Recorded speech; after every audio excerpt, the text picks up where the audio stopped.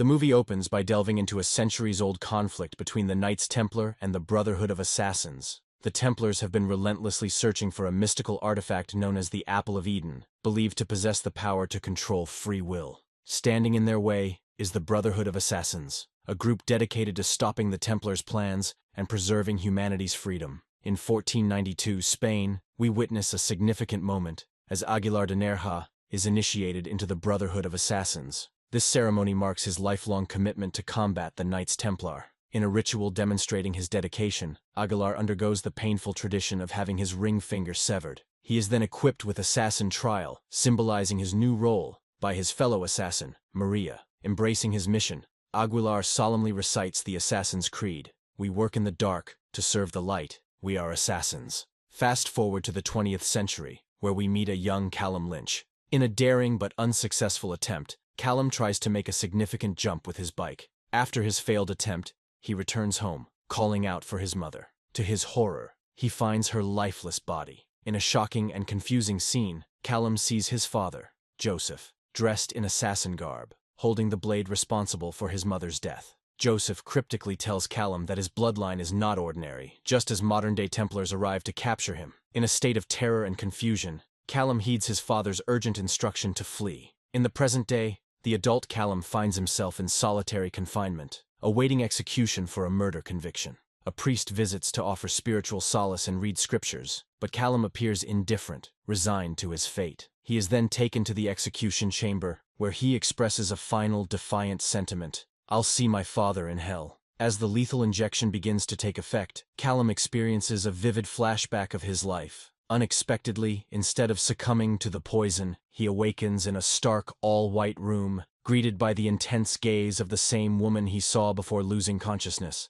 This woman introduces herself as Dr. Sophia Ricken. She informs Callum that, as far as the world is concerned, he is officially dead. Dr. Ricken reveals that they have brought Callum to this facility for a purpose, although she remains vague about the details. Confused and still recovering from his near-death experience, Callum stumbles from the room, finding himself in a larger space occupied by others dressed similarly to him, hinting at a much larger and mysterious scenario unfolding around him. Soon after, Callum Lynch finds himself in a whirlwind of confusion and fear following his near-death experience. He runs frantically through the facility, finally coming across a room filled with trees and grass, a stark contrast to the sterile environment he woke up in. There, he encounters a few silent onlookers. Gazing through a window, Callum realizes he's inside a colossal building, adding to his bewilderment. Another captive, Musa, provocatively urges Callum to jump from the window, but Dr. Sophia Ricken intervenes. She assures Callum that he isn't a prisoner, and promises that everything will soon make sense.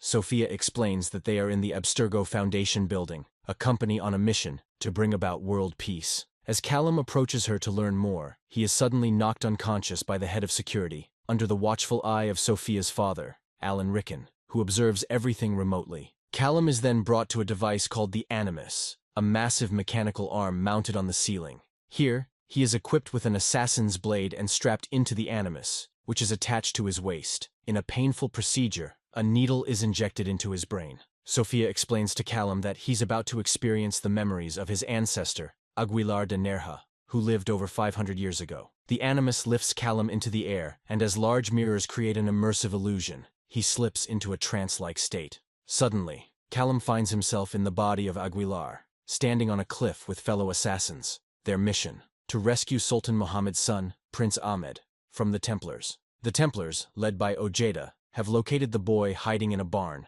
Ojeda ruthlessly orders the execution of an entire family of a man who reveals the boy's hiding place. As the Templars drag the boy to a prison carriage, the assassins, unseen, prepare to strike. Aguilar skillfully eliminates the Templar commander, and a fierce battle ensues. Maria, another assassin, commandeers the carriage carrying the prince, with Ojeda and his men in hot pursuit. Aguilar, on horseback, races to assist Maria. As the chase intensifies, Aguilar manages to leap onto Ojeda's carriage. In a violent confrontation, the carriage crashes, sending Aguilar flying onto Maria's carriage, where he saves her from an attacking Templar. As the carriage careens towards a cliff, Aguilar heroically rescues the prince, barely escaping with his life. At this climactic moment, Sophia pulls Callum out of the animus. Lying there, unresponsive, Callum has a vision of Aguilar approaching him. Meanwhile, Sophia discusses their progress with her father, Alan. Alan is eager to find the Apple of Eden, hoping to etch the Rickon name in Templar history. He meets with Ellen, a senior Templar elder, who informs him that their budget might be redirected elsewhere. Alan, however, reveals that through Callum, they have traced the protectors of the apple. Back in the facility, Callum wakes up, plagued by a severe headache and haunted by visions of Aguilar, a side effect of the animus. As Sophia tries to explain the phenomenon, known as the bleeding effect, Callum, overwhelmed and distrustful, confronts her. Sophia calmly asserts that the animus allows individuals to access genetic memories, providing a window into the past. This revelation sets the stage for the unfolding drama, as Callum grapples with his newfound connection to Aguilar and the centuries-old conflict between the Assassins and the Templars. Dr. Sophia Rickon then encourages Callum Lynch to embrace the journey he's been thrust into, rather than resist it. She believes that by cooperating, Callum will uncover truths about his past and lineage. Sophia leads him to a room filled with research about his life, revealing the extent of their knowledge about him, including a mutation in his gene linked to Aguilar. Sophia explains that when Callum was arrested, they were able to match his DNA with Aguilar's, drawing a direct ancestral line. She recounts Aguilar's past, how Ojeda killed his parents, spurring him to become an assassin and seek revenge. Sophia tells Callum about the Apple of Eden, a powerful artifact last in Aguilar's possession. She implores Callum to use the animus to discover where Aguilar hid it, promising him a new life once he helps them retrieve the apple.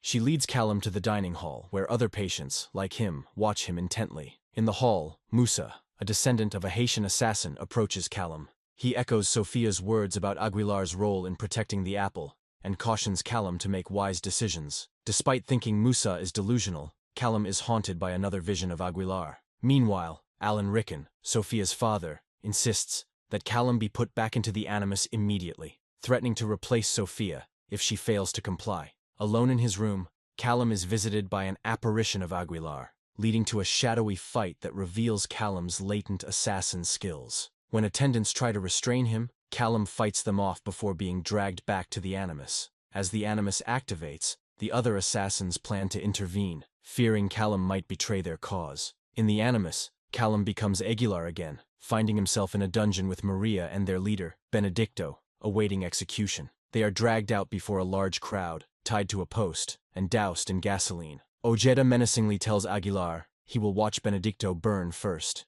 In a daring escape, Aguilar frees himself and Maria. They cause a massive explosion and flee to the rooftops, pursued by Ojeda and his men. A breathtaking chase ensues across the rooftops, with Aguilar and Maria skillfully evading and defeating the Templars. Ojeda, in hot pursuit, cuts a wire, causing Aguilar and Maria to crash into a building. Despite Ojeda's relentless attacks, Aguilar manages to escape with Maria to a steeple's top. From there, Aguilar makes a daring leap, but Callum, still in the animus, desynchronizes and suffers a seizure. Sophia calms him and has medics attend to him. Callum, weakened and doubtful, is reminded by Sophia of their goal of world peace. She gives him his mother's necklace, claiming her father retrieved it from the crime scene. Callum, however, is suspicious of Alan's presence at that scene. Later, Alan confronts Callum directly, wanting him to find the apple. Meanwhile, Sophia, noticing Alan and Callum together on the cameras, leaves Musa, who is eyeing his locked-away weapons. In a private meeting, Alan shows Callum his father's blade and reveals that his father, Joseph, is also held there. Confronting his father for the first time in years, Callum is filled with anger. Joseph explains that their bloodline belongs to the Creed and that Callum's mother chose death over being exploited by the animus. He expresses regret for not ending Callum's life to protect him from the Templars, but couldn't bring himself to do it. Joseph warns Callum that finding the apple will play into the Templars' hands and could have catastrophic consequences. In the climactic scenes of the movie, Callum Lynch, fueled by anger and a promise to end the Creed, confronts his father, Joseph. He leaves behind his mother's necklace and the knife as symbols of his resolve. As Callum is escorted back to his room, he is suddenly attacked by one of the assassin descendants. Despite being caught off guard, Callum manages to fend off the assailant until the guards intervene and drag the attacker away. With a renewed sense of purpose, Callum willingly returns to the animus and re-enters Aguilar's body. In the animus, Aguilar and Maria have tracked down the Apple of Eden, now in the possession of the Sultan. The Sultan is about to trade the apple for the release of his son. At the exchange, the Sultan hands over a box to the Templar Grandmaster Thomas, who opens it to reveal the glowing orb. Thomas boasts about his impending power, but his triumph is short-lived as Aguilar and Maria spring into action,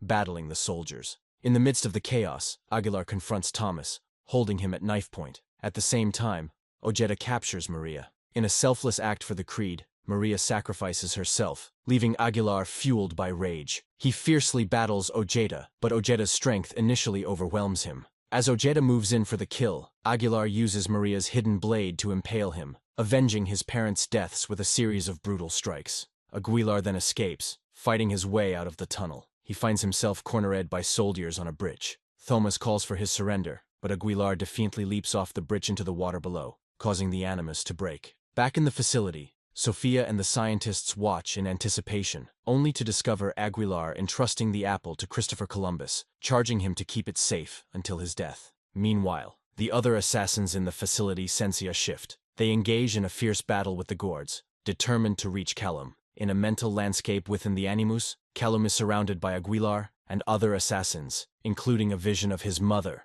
as an assassin. This revelation prompts Callum to fully embrace his role in the creed. As the Templar soldiers overrun the room, Callum leads the assassins in a counterattack. He races to the roof in an attempt to intercept Alan Rickon, who is escaping by helicopter, but is forced to watch helplessly as the helicopter takes off. Days later, Alan Rickon and other Templars unearth the apple from Columbus's grave, while Sophia realizes her father intends to take all the credit for her life's work. Weeks later, at a Templar gathering to unveil the apple, the assassins, including Callum, have covertly infiltrated the event. As Alan steps forward to present the apple, Callum confronts Sophia, sparing her life due to her somewhat noble intentions. In a dramatic turn, Callum assassinates Alan as he unveils the glowing apple, swiftly disappearing into the crowd with the apple in his possession. Sophia, witnessing her father's demise, vows to retrieve the apple and take control of her father's company. The movie concludes with Callum and two other assassins overlooking the city, the apple of Eden in their hands,